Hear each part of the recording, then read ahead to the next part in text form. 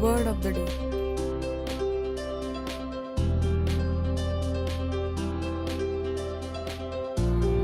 Bruxism. Meaning of bruxism is involuntary habitual grinding of the teeth, typically during sleep. For example, this is the bruxism habit that we have discussed under habits related to communication.